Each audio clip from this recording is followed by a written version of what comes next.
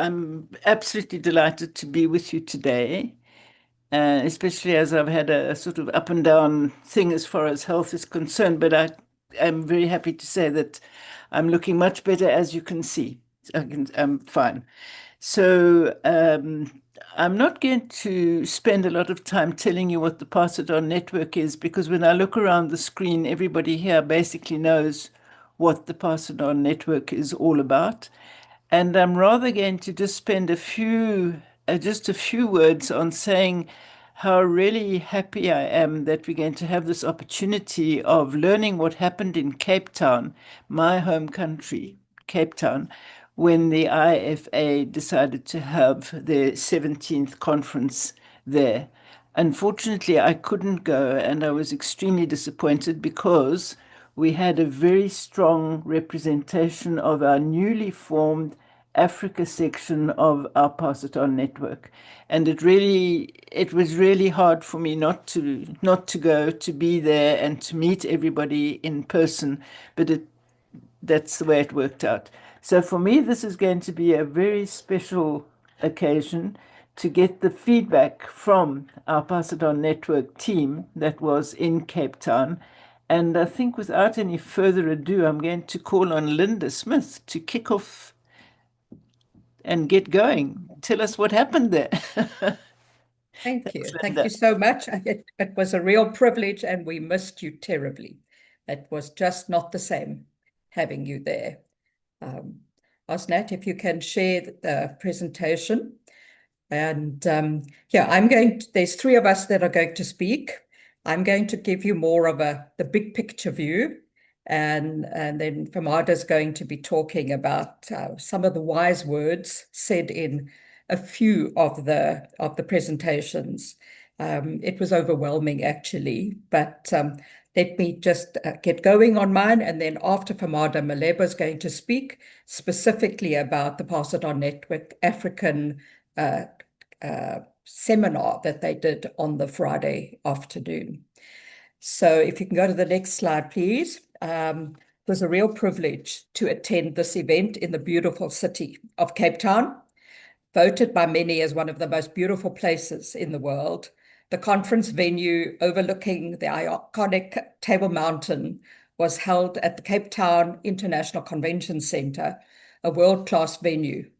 From the moment you entered the center, the evidence of the heartbeat of Africa was absolutely present. There was an absolute vibe.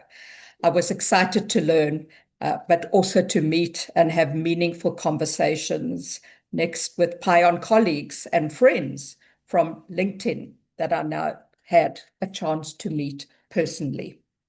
And that, just was wonderful against the backdrop of a rapidly aging world. More than 500 leaders from 63 countries gathered in Cape Town for the 17th Global Conference on Aging. It was a really historic conference, as it was the first global convening on aging on the African continent, uniting policymakers, researchers, practitioners, and advocates to advance solutions towards age-friendly societies.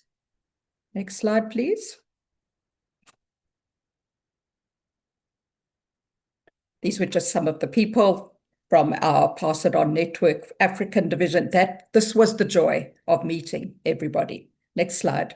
The global population of older people is expected to exceed 2 billion by 2050. And the conference provided a critical platform for action. Delegates explored innovation in creating age-friendly environments, advancing the rights of older people, harnessing technology for inclusion and independence, and strengthening health through a focus on immunization, sensory and cognitive health, nutrition, and long-term care. After that, in the opening keynote by Ms. Helena Officer, unit head of the demographic change on healthy aging at the World Health Organization. Next slide, please. Urged global action on aging, particularly as countries fall behind on key milestones that were set by the United Nations for the decade of healthy aging. We were halfway through that decade. The future is not something that we passively watch. And she spoke about the future as a game that we all get to play and to enjoy together. Since aging is the longest game each of us will ever play, we make it sure that it's a game worth winning. There was one special moment at this conference, as you can see in this slide. A Pedi woman in the audience who could not speak English put up her hand to speak. A Lana officer went down into the audience to engage with her. They asked if there was someone who was a possible translator. And this young man stepped forward, a reminder that in this game, which includes young and old, rich and poor, rural and urban, and we were reminded not to leave anyone behind. It was just one of those absolutely beautiful moments. From inspiring keynote speakers to the thought-provoking panels and meaningful connections, this year's conference truly showed the power of coming together to advance healthy aging and the rights of older people. Next slide. I read some reflections from Cherian Matthews, who's the Chief Executive of Help Age International, and he said the following: despite the scale of the challenges, I left Cape Town energized because the solutions are within our reach. Governments can embed aging in social, economic, and climate policies. Donors can make the inclusion of older women and men non-negotiable. Civil society can amplify older people's voices as leaders, not just as beneficiaries. The private sector can innovate responsibly, ensuring technology serves inclusion rather than exclusion. Most importantly, older people themselves are ready to lead. Older advocates around the world are standing up, sharing their lived realities and demanding dignity. The conversations in Cape Town reminded me that aging is about all of us. Every generation is on this journey. If we fail to act now, we entrench exclusion for decades to come. But if we act boldly, we can build societies where everyone at every age lives with dignity, equality, and purpose. Then there were some other words that I picked up from Katrina Bonanzas from Canada. And she said, beyond the panels, the conference was a chance to strengthen partnerships, spark new collaborations, and push forward agendas that prioritize health, quality of life across the life course. All of this against the backdrop of the incredible culture and beauty of South Africa. As Professor Jacka Hoffman reminded us, we must sing together, dance together, and act together. The conversations were inspiring. Now comes the work of turning it into action. And then in my last slide, there was a beautiful market hall with many South African crafters selling their ideas and visions. This added to the vibrance and the beat of the African spirit. Every day over lunch and at tea, the conversations and the connections, they're the real heart of where the event lies. I'm now going to hand over to Famada, who's going to share some of her highlights. Thanks, Famada. Mute. Thank you, Linda, for setting the tone. And yeah, as I was looking through the slides, it's like you took me back a month ago to the beauty of Cape Town. Let me quickly share my slides. Okay, let's share that. Okay, there we go. All right, so I have cheekily decided to title this as From Crimson Eclipse to 5 Cups of Tea, what the IFA passed on in Cape Town. I arrived in Cape Town a few hours before the crimson eclipse of the blood moon, and I chose to see it as a sign of transformation, a poetic opener to a gathering where delegates from over 60 countries would stir ideas like leaves in hot water, infusing global aging discourse with fresh, shareable wisdom. So I'm a tea person, hence the analogy with 5 cups of tea. And you'll see just now why that was important to me. Let me quickly make sure that I can do this. Sorry, I'm working with multiple slides and sometimes it doesn't work like I need it to. Okay, so in South Africa, our blend of tea is 5 roses. And so I'm using that analogy in terms of the messages. And the tea for me is all of the 5 things that I take away from the conference. And as I go through, I'll talk a little bit more around adaptability, scalability, agility. But I'm not going to give you all of it. I'll tell you some of it as we go along. Okay, as Linda very, very eloquently set the tone, this conference was really a meeting place for like-minded people. It was a chance for us to learn from each other, but through the lens of the Pass It On Network, which remains a beacon of intergenerational knowledge exchange.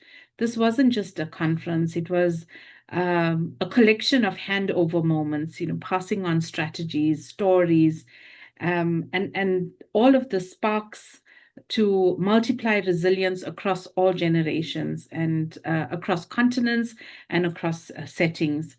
So my presentation is to add some leaves to the brew, infusing the flavors of the conference with particular focus on the lessons from the main plenaries, from conceptualization to immunization and technology.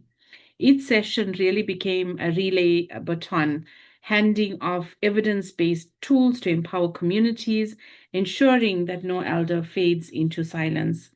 Like Linda, I was thoroughly impressed by Dr. Alana Officer's opening address. She captured it so beautifully using the analogy of the game. And as Linda expressed, she described aging as the longest game we will play, and we must play to win it. But one of the things that I really enjoyed was how easy she made it sound by referring to the playbook. And she said, in this playbook, there are 3 big plays that we need to consider. The first one is that of catching up. The next one, and here in particular, when she talks about catching up, she talks about we must play to catch up on the inequalities and inequities that exist in terms of the aging space. She talks about playing smarter, and this is rooted in data-driven policies, evidence-based practice. And then she talks about playing together, and this is all about partnerships, and all this talks to the Pass It On Network ethos. But she drew on the South Africa Springboks experience as underdogs who triumphed via unity, and she passed on one very vital truth, that resilience scales when shared, and urging flexibility in adapting to our diverse contexts as we find in low to middle income countries. This also set the tone for the next day on the presidential symposium, which was about reframing the aging agenda and prioritizing and empowering older women. And I think those who were there would agree that we were left in awe of the panel, which included Mabel, it included Maud from South Africa, a lady from Professor Julie Biles from Australia, but all of them were amplifying the gender equity imperative and ensuring that the wisdom of older women, especially, fuels economic and familial lifelines. And it's so important for us to bear that in mind.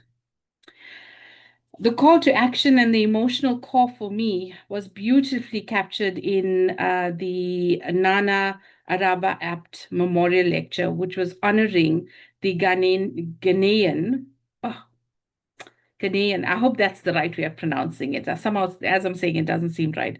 But her legacy in terms of African gerontology, Professor Isabella Abodiran delivered a keynote that was pure agility in action. It was a decolonial call to center local realities over imported models. And that was so important. She spoke about us finding Africa's solutions within Africa. And she started off by saying research in Africa has come of age. And very humbly, she reiterated that I am here because you were there, referring to the giants in African gerontology.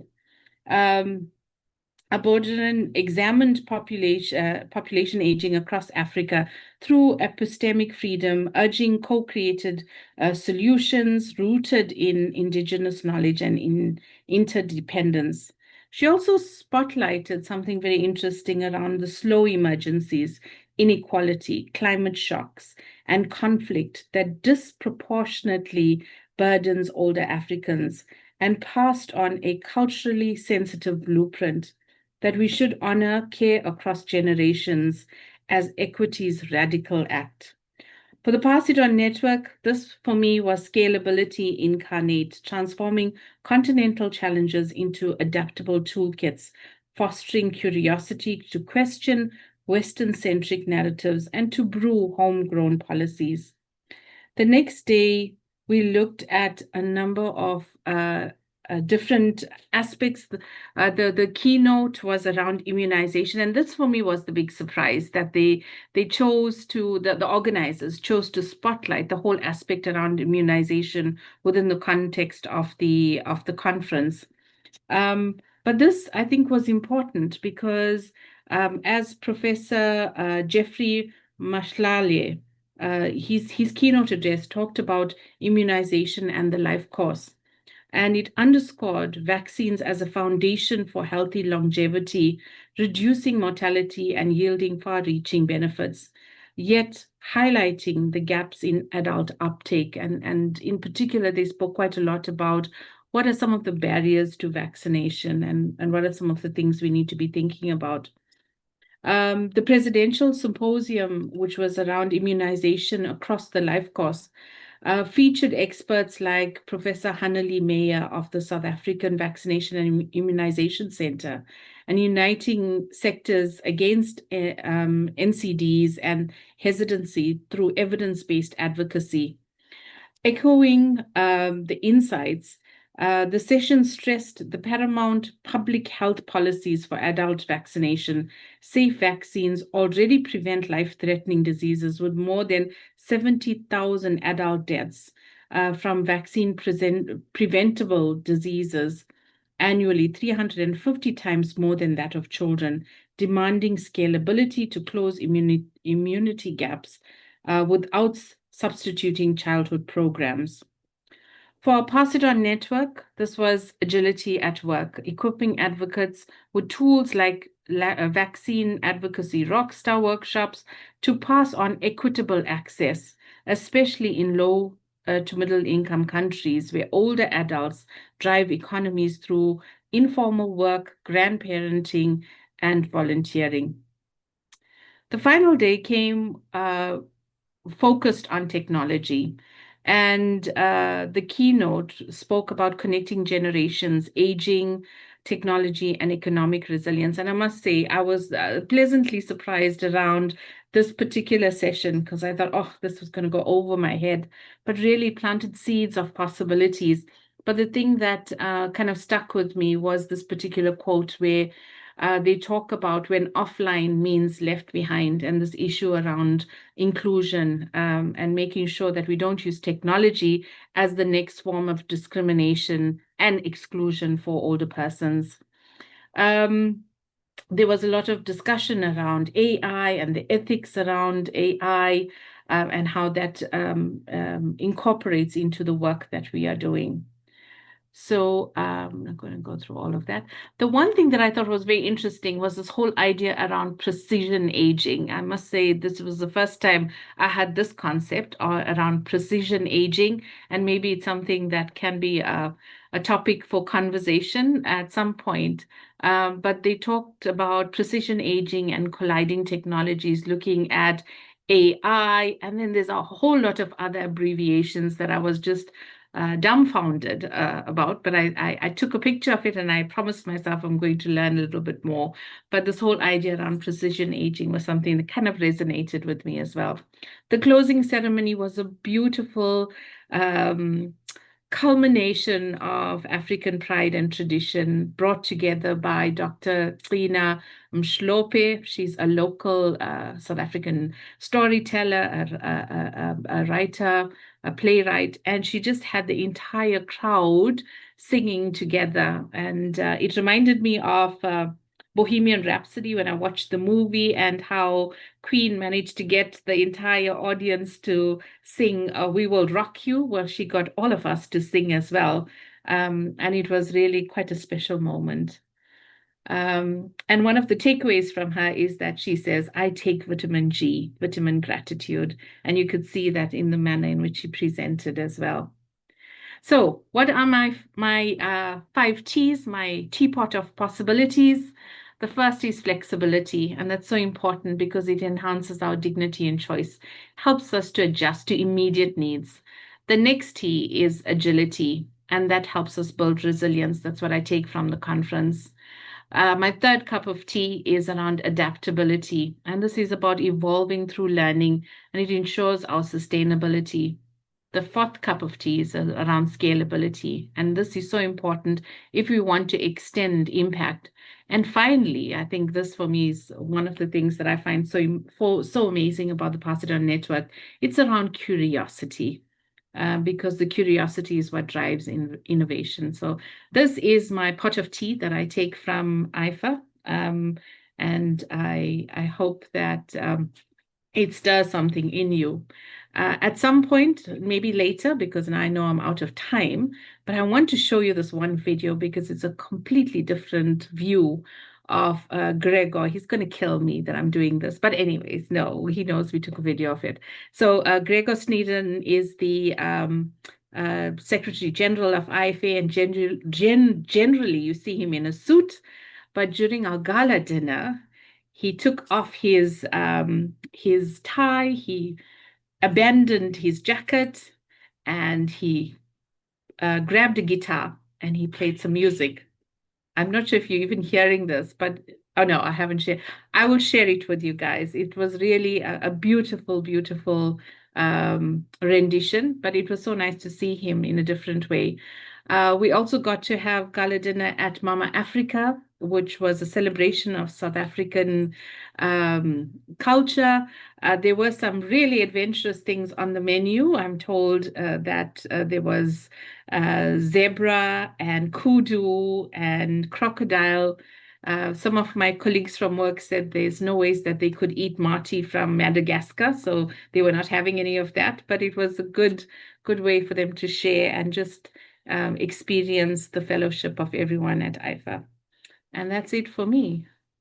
So if we have some time later on, I'll play the video. So I'm going to stop for now. Otherwise, I'm going to go over time. All right. Thank you.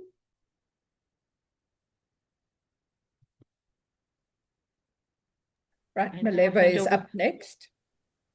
Maleva, are you ready? Yes, I am. Thank you very much for laying the foundation and sharing with everybody what we took out of the IFA conference. Now, even before we went to conference, when the call for abstracts came out, as pioneers in Southern Africa, we decided we wanted to work together whilst we're in different parts, in different countries. Let me not use parts because colleagues may not understand if that we are in different countries and not United States. So we in the Southern Africa, which consist of Botswana, South Africa, Zimbabwe. These were the 3 countries that were represented, but there's also Zambia, Lesotho, and Eswatini.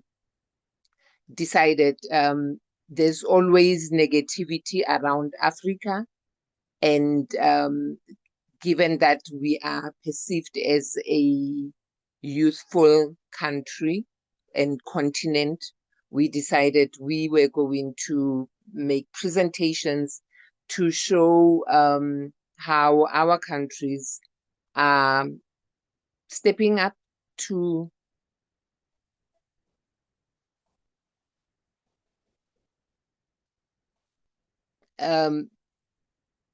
the aging population in our different countries. So from the PION group, we did not all present in the seminar, this symposium that we had, but there were about 9 of us who were in attendance. We had Nesta, who's originally from Zimbabwe, Megan, who's originally from Zimbabwe but is currently in Botswana, myself, Linda, and Femada, who are from South Africa. And then there was also Rebecca from Botswana, Rebecca Lihoko from Botswana, and David Mark from Nigeria, which is not part of the Southern Africa, but it's in Africa. And Patricia, who attended the conference. So with regards to the seminar that we presented, we can move to the next. The theme was Aging in Southern Africa, Implications for Future Research, Policy and Practice. And as I indicated, the idea was so we look at the resilience that we know is in among Africans. We also want to look at how our governments, even though they have not all ratified the protocol on elder abuse of the AU protocol, but there's work that is being done towards ensuring that older persons in the continent have access, are able to exercise their rights and also can make meaningful contributions. So Femada presented based on the elder abuse toll-free number that her organization is manning, presented a paper on human rights in positive aging, and she shared practical approach to combating elder abuse, which is what her organization called TAFTA, which is one of the largest organizations in South Africa that are providing services for older persons. Megan, who's in Botswana, presented on needs and challenges of older persons and shared snippets just as by the side, something that made people talk instead of the entire presentation. The fact that an elderly woman who lives in a mansion, a double story, whose husband is never home and would rather have him home so that they are a couple. And somebody in the audience said, but she should be happy that she is living in that big house, you know, just so people don't understand what the needs and the challenges of human beings are. The fact that it's elderly people, you still need companion, you need connectivity, you need to be loved. Then Nesta presented Aging in Zimbabwe, and the focus was on awareness raising of constitutional rights of older persons and the progress that Zimbabwe is making towards recognizing the rights of older persons and ensuring that they would have access to services. I focused on local initiatives to address social exclusion among older persons in a rural area, and I gave a case study. I thought I would also share the images of older persons who participate in soccer, who are actively involved in aging, as South Africa is working on the healthy aging agenda, that it's not all doom and gloom, that there is progress that is being made in the continent to ensure that whilst one of the seminars we realized that there isn't a single country in Africa that has age-friendly environments, but we, as Famara indicated, that one of the speakers talked about catching up, that there is progress that we are making. And my take home for me, and then particularly for the group of people that we presented in the seminar, is that just like we in the bigger PION, where we do 50-50, we have not met, but technology is making us connect, learn from one another, and share experiences. And we can only grow stronger when we tap into other people's energies, and we are able to share best practices, and through research that would provide evidence-based data that can be used in order to ensure that relevant policies that are not transported from other parts of the world can be developed locally. And on that note, thank you very much, and we will engage, I think, in the breakout. Thank you very much. Thanks so much, Malebo. It's wonderful, and it was a wonderful session to sit in, and very proud of the Southern African team that presented that day to a full room. The room was chock-a-block with people. So Osnat, we are now going to break out, am I right? And the question that we'd like you to chat about or think about as you're in the breakout rooms is, what has struck you from what you've just heard? Is there a specific insight or something that struck you? Or secondly, what is your long game? What is the long game for your organization or for you personally in this wonderful world of longevity? So over to you, Osnat, to I think it's a 15-minute break. We have actually 12 minutes with 60 seconds grace period at the end, so you can finish a sentence. And we are going to be 3 to 4 people in each room, so enough time to share some insights and hear from everybody. So see you in about 12 and a half minutes. Great, wonderful. Yes, I think we got pulled back in the middle of a sentence, but that's the way it is, I think, in most rooms. And that's fantastic, because it means that the conversation was rich. So we can go room by room, and we'll end with the room I was in. Is anyone who wants to share a bit of a brief overview of what the conversation was like in your room? Or if you personally want to just make a comment about what your insight was, feel free to put up your hand. As I say in my sessions, if you don't put up your hand, I'll pick you.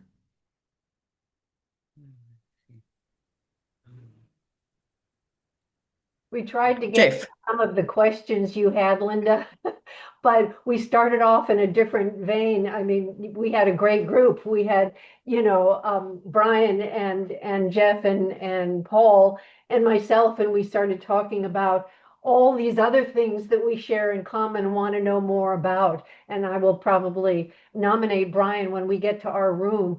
But but we didn't get to your questions in a major way.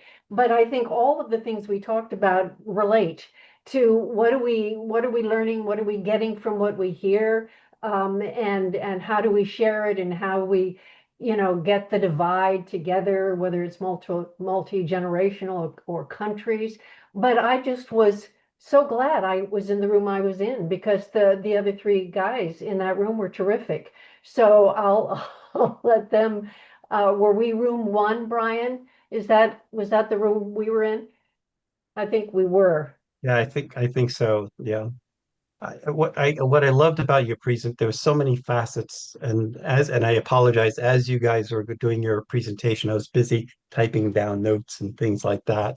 Um, and the key things that stuck out is resilience scales when shared, having adaptable toolkits and things like that.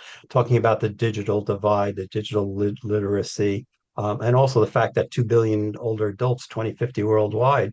But it does stem from, we got into a communications discussion and the challenges with communications and the situations where it affects older adults. I was talking about something that we're trying to release called ResiLink, which is when a catastrophe hits a community, how does it recover, and how do older adults adapt to those changes that happen very quickly, and that kind of stuff. The second part is that how do we take the torch and move the torch forward with doing a multi-generational passing on of information, to pass it on, not multi-generational information, so that it helps us grow and be effective, learning things that they are facing, but at the same time sharing our values and wisdom. And sometimes I think the digital divide or the digital literacy, even though we might be very digitally literate, the communications is slightly off because in the way it's done and how it's done and the process of how it's done. We talked about that. And then the programs that are being shared here is great. Is how do we, and this is the part that I was hoping we could talk about, how do we take those programs that were here, is how do we make them actionable in particular strategies? What I do in our organization was, when I work with an organization, is that I will take and map out their whole organization. Is a very a methodology we've developed over the past 8 years on how we do that, and we can see where the gaps are and then show where the actionable items are so that everybody's on board in a shared experience way. That's something I wanted to talk about in our other meeting, but I wasn't able to talk about Thanks, that. But Brian. that's the gist about it. Yeah. So yeah. Wonderful. Thanks, Luann and Brian. I think this is what happens in the breakouts, is we connect and we have these fabulous conversations, and it's never long enough. Jeff, you had your hand up. No, I was hoping that Luann and Brian would take the lead on this. It was a great conversation, and it does come down to, how do we improve communication? And I think what I shared with the group was, why I don't know if it was you, Linda, or someone else that talked about like-minded people were at that conference, and you feed off like-minded people, and so there was a lot of enthusiasm that was there, and a lot of people coming away re-inspired, if you will, to continue their work. But there is a disconnect between what we do and what we know, and the majority of the population that are being impacted by the negative issues that we face.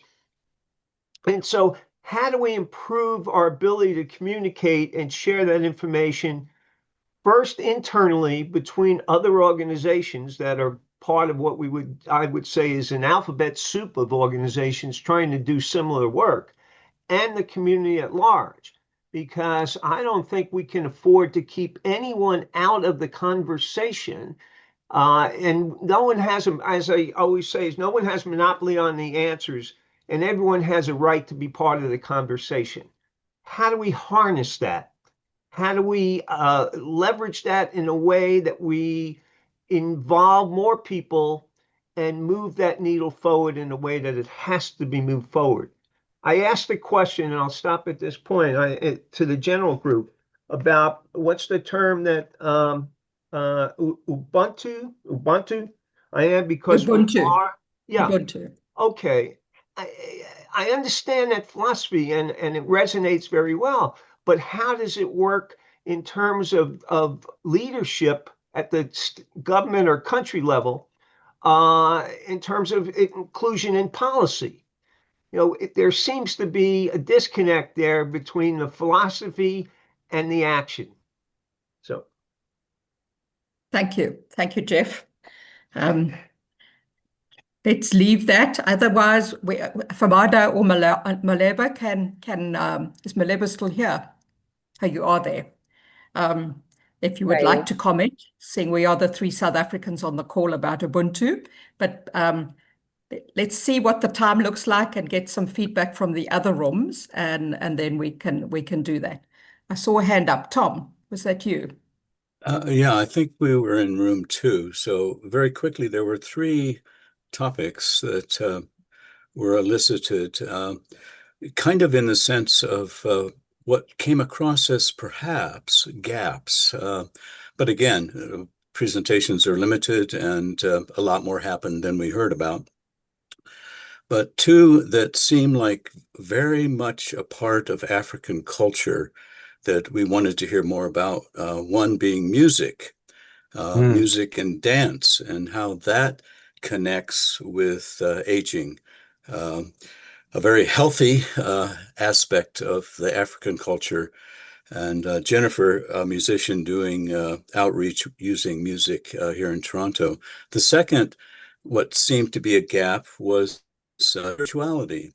And again, from my perspective, the African culture continent is very rich in spiritual traditions and variety of religions, if you frame it that way. And that seemed to be something that was missing. But again, we didn't hear everything. And then the third, a group that I and Chipo, who is here, are a part of, mostly rooted with folk in Kenya, working to organize interventions and rescue opportunities for aging population that are being killed, murdered, for a variety of reasons. It's being researched. It's rather widespread, tragedy, heartbreaking. Of course, we want to focus on things that are positive, but there are things that are requiring some kind of intervention and action. So those are 3 topics from room 2. Great. Thanks, Tom. And I stand corrected because, as I said in our room, there were 3 days of plenaries, as Famada spoke about, with those 3 main topics. But for the rest of the day, there were 4 sessions you could choose every day. So probably 12 in total. But in every section, there were 8 to choose from. So more than 100 different presentations over the 3 days, and the maximum you could possibly see, unless you were room hopping during the session, was 12. That was, but I think you're right, spirituality was not on the agenda, and they used the African music to create the vibe at the beginning and from at the end. But as a subject or topic, I again think it wasn't, creative arts weren't on the agenda. Nancy, did you want to say something? Yes. We focused on the second question. Can you hear me now? Yes. Yeah, okay. Which is, what is your long game? And it was interesting because one of our members was still in the workplace and 2 retired. One very recently retired, one 20 years retired. And we all talked about the importance of purpose and of curiosity, and the 5 cups of tea notion, ending with curiosity and the commitment to lifelong learning and the importance of learning globally. We compared similarities and differences in the United States to the continent of Africa, each with very diverse countries or states with their own histories and cultures, and the challenge of coming up with effective strategies that could benefit all, given the diversity that's built into those systems. I think that's the biggest takeaway for me. Wonderful. Thank you. Thank you. Just by listening to each of you with what was discussed in the rooms, Osnat and Moira, you've probably got another 24 topics for 50-50 coming up in the future. Are there any other rooms that haven't had a chance to give feedback? I was going to comment Esther, on. go for it. Thank you. Tonight is our first night of the 2025 rainy season, so we've got thunderstorms going on, and I keep losing some of the conversation. But thank you very much. I just wanted to make a comment on the issue of elder abuse, and also just to encourage the other members of the group to respond, because I was actually at the conference and the others probably picked up more in terms of reporting when we were discussing the topics. Elder abuse was actually, as Linda has said, there were the whole diverse number of topics. And I actually presented on elder abuse in Kenya. And I was pleased to also note that Dr. Isabella Aboderin, who I think Femada referred to, who is a wonderful researcher when it comes to issues on Africa. At some point, I think it was 4 or 5 weeks longer than that, I actually wrote a joint chapter with her on elder abuse in Kenya. So it is on the radar, and we are still obviously doing a lot of research and trying to influence government and communities in terms of responses. Thanks, Nesta. You don't want to make another comment just while you have the mic on the conference from your perspective? I was very proud of the fact that this is the second IFA conference on the continent. I attended one in Cameroon many years ago, and this was a far bigger conference in terms of the number of people who attended and also the diversity of topics. I was especially proud of Northwest University because I think they did a lot of assessing of topics which we feel are relevant for the continent and beyond. I think the other issue which I was pleased about was the diversity of our group in terms of PION Southern Africa. It extended to actually PION Africa. And we also managed to recruit 1 or 2 people who will join us in the future when it comes to our monthly meetings. And it was lovely to put names to faces. Thank you very much. Thanks, Nesta. Cynthia, you have your hand up. I do.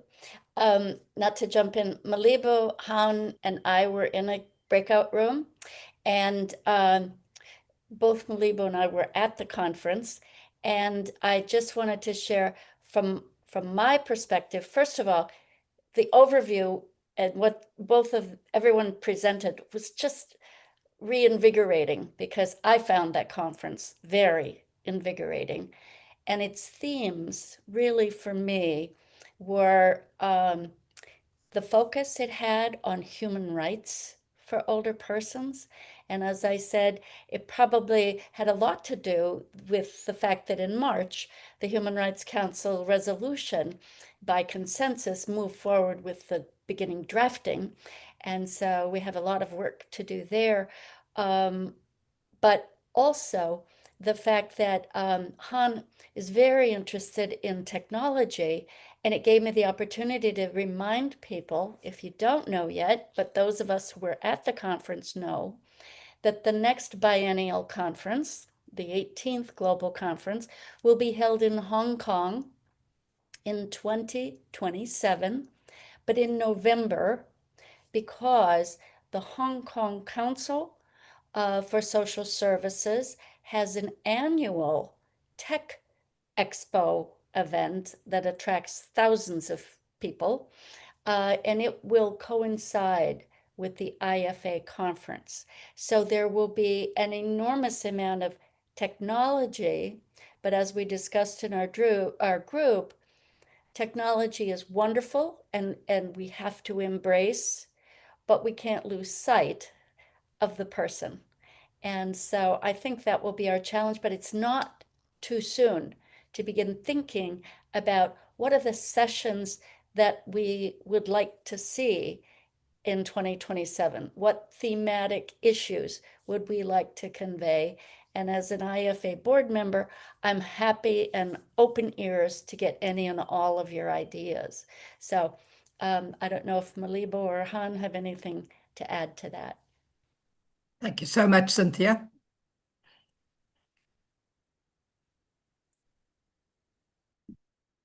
Hans or Malebo? Anything else? We talked about technology, and I work especially on AI.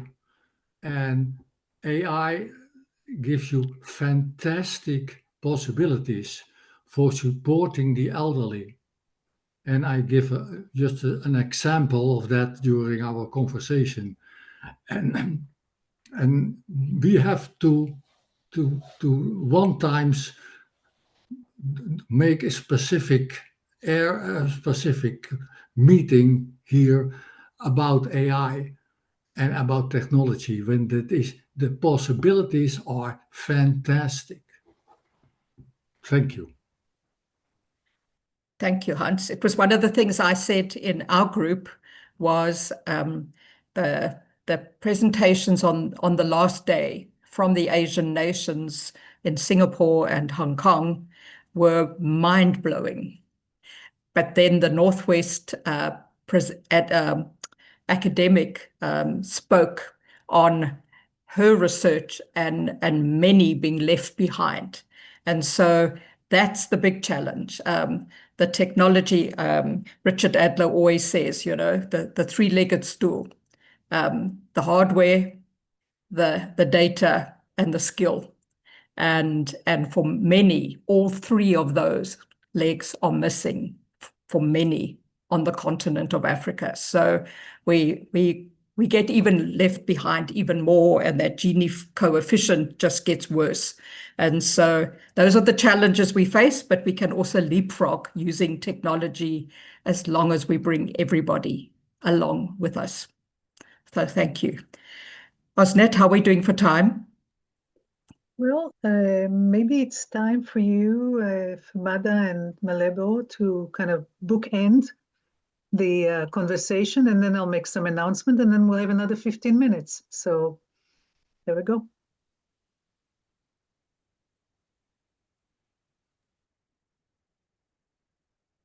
Okay, so maybe I can just jump in here, just in terms of some of the questions, some really fantastic questions to consider. And I like the question around Ubuntu and constitutional rights. And I see Nesta also said it's a great topic to look at, and maybe we need to research it a little bit more.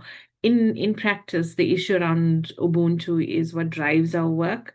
And you see that this issue around solidarity and shared vision, and to some extent, it's included in our Bill of Rights, and practically within the South African context, it manifests as the Batu Pile principles, and that basically talks about the manner in which public servants are meant to provide the services. So I think there's some efforts, but there's so much more that we need to do, because capitalism seems to be a far greater animal than Ubuntu. And so we need to power up Ubuntu principles a little bit more, and start talking about a more tangible way to address and to give effect to the magic of Ubuntu. And yeah, I think some of the lectures, especially Isabella's lecture, really gave us an opportunity to pause and reflect and think about the foundations of what we're doing and why we're doing it. And, you know, we really have to lean into our humanity, and the principles of Ubuntu allows us to do that, or gives us a pathway to be able to do that. So yeah, I think, you know, just my sort of comment around some of the conversations. And I'm loving the curiosity around tech, AI, and I think there's such opportunity for using that space to connect across generations. You know, it's so difficult sometimes to have conversations with younger people because their frame of reference seems to be so different. But I think tech and AI gives us an opportunity for us to connect in a different way. And so maybe that's something to explore as well. I'm going to leave it there. Thank you. That's kind of what I meant with the digital divide. We have our different slices of tech that we know, and each generation serves well, but there's a gap. And I realized this when I was out in California last week of that exact thing where I found, because I'm in tech all the time, actually, I found I excelled in many tech areas that my children who are in high tech stuff didn't even know about. And I said, how could that? It's like, it just befuddled mine. How could that happen? But I realize ongoing, it's a challenge between generations and getting them to communicate effectively. So yeah. Yeah. You just embrace the reality that you're a cool dad. I try to be. I mean, I don't know how well I succeed, but I attempt at it. Yes. Okay. But AI is a critical thing. I actually learned about AI technologies. I went to school. I went to university for it before the engines were available to do it. So as it's evolving, I'm very I'm just very in tune to what's happening with AI and how it could help or hinder society as a whole, because there is a bad side to it, but there's also a really strong upside. And how do you harness it in a way to help older folks is to me, it's just absolutely fascinating.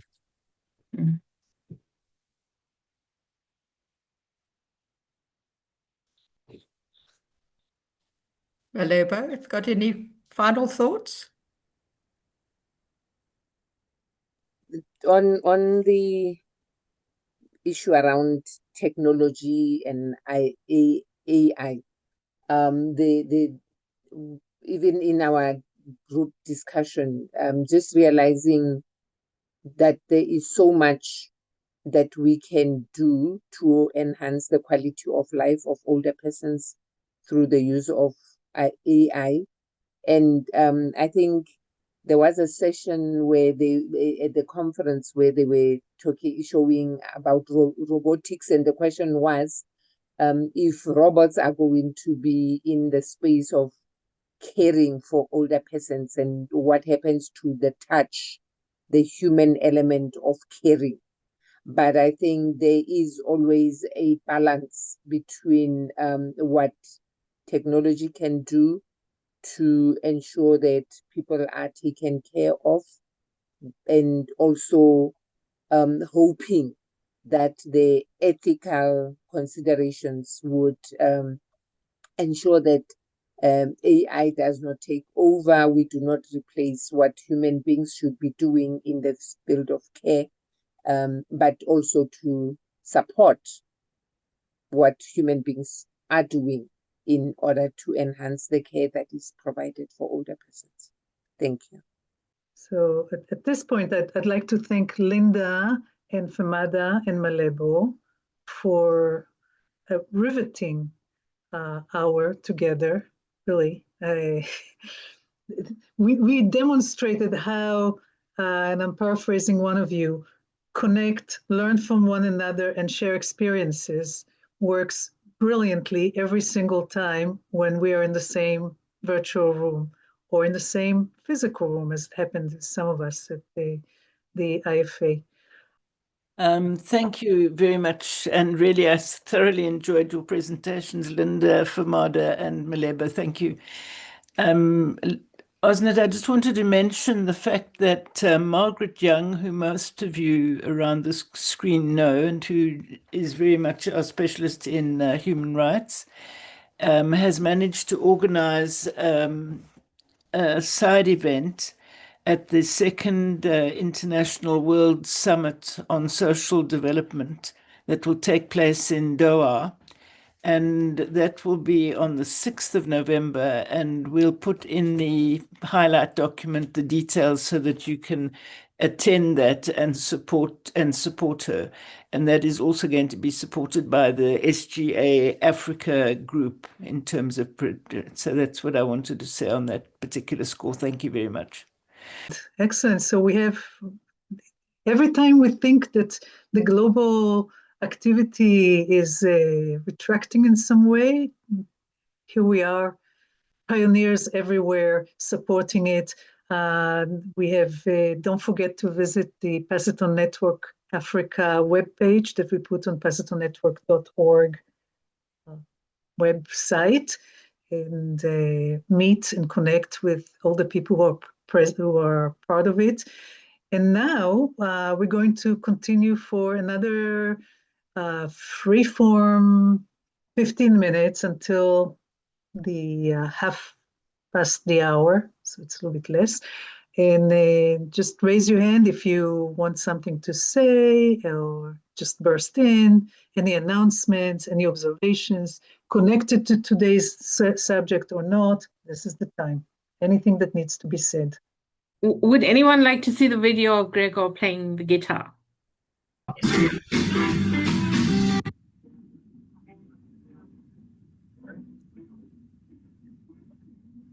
No sound Are you though. hearing has the sound stopped? Yeah. Okay, let me stop there. Let me just back here. This was the opening ceremony.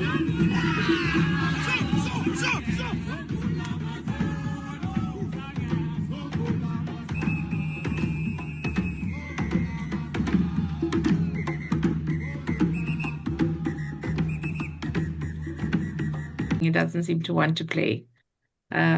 But yeah, we can put it in the highlights, a link to it. Okay, yeah, it was lovely to see a different side to a very serious man, but I think that was part of the fellowship at the conference. Josephine, you have your hand up. What's happening in Philadelphia? Yes, well, a lot of different things, but I was going to ask a question about the session. Can I do that?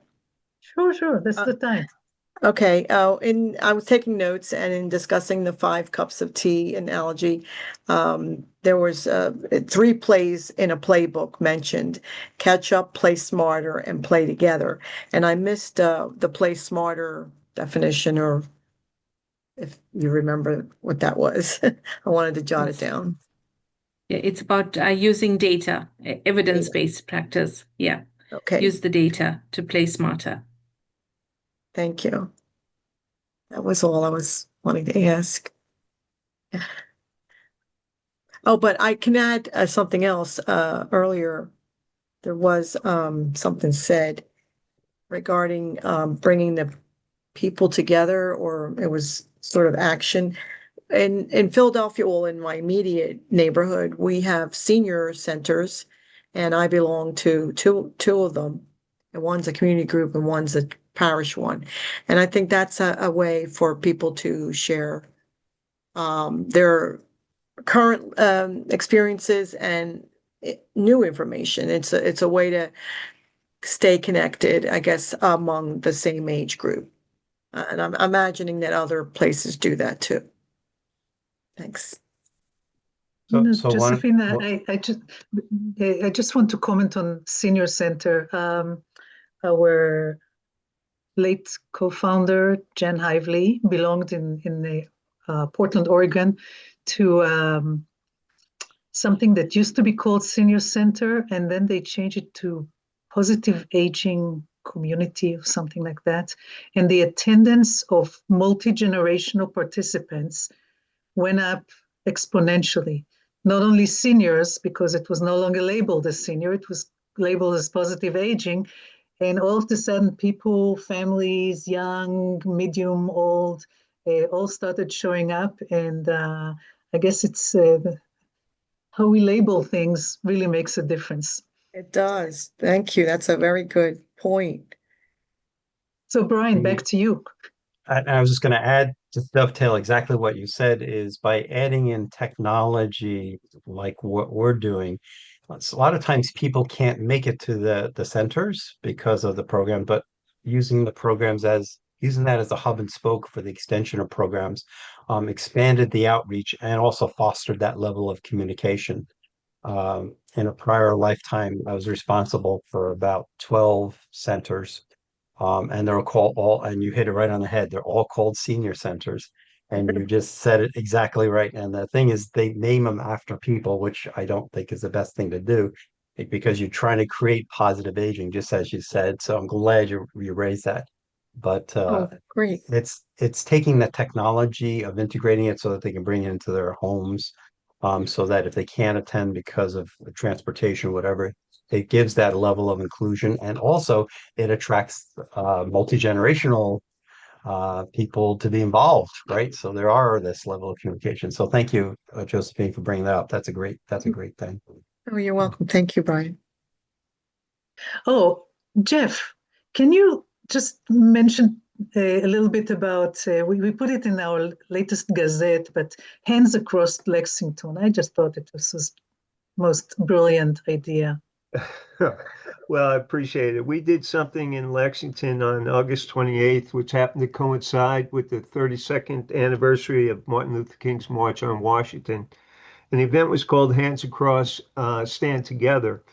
And I have been to, as I'm sure others in my country have been to, rallies against what is happening here in our country. And there's a lot of anger and a lot of derision taking place. And I said, I'd like to be for something, not against something.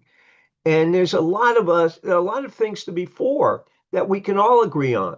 It doesn't matter whether you are on one side of the political divide or another. There are some basic human decencies and respects that we can all relate to.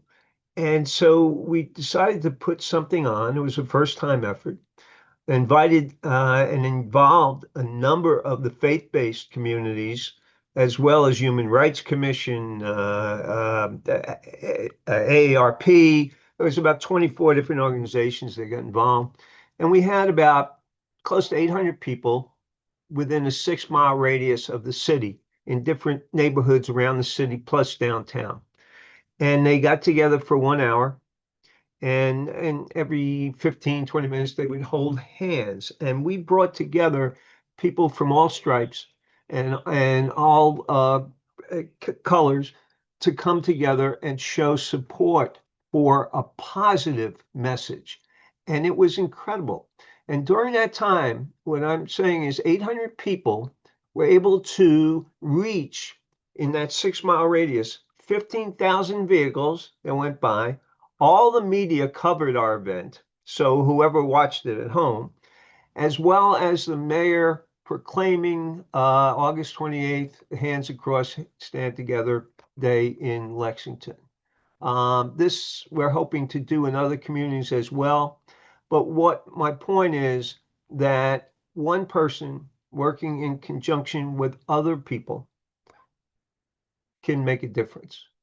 And it's exponentially what we can do. It doesn't matter whether it's what I did in Lexington or what we do around the globe. So thank you for giving me the opportunity to share that, Asna. Yeah, the power of one. And this is exactly the forum to bring it up, because as we are here sharing experiences, transplanting ideas across the world, this is something that anybody can do in their own space, in their own town, in their own village, in their own environment. And that brings us to the end of our 90 minutes together. Thank you very much for being here. Come back and hear Jeff again on some other topic, on the 2030 UN development goals on the 10th of November. Watch for an invitation in your mail. Moira, any closing words to our beautiful community network? Good to hear this kind of conversation and discussion. That's exactly what we want, what we're wanting and aiming for, and spreading it all over the world, making a difference. Thank you. Just wanted to say that listening to Linda and Famada and Malibo talk about the conference, rarely have I ever heard something and thought, oh, I wish I'd been there. It was just, you just made it so real for us. And I thank you for that.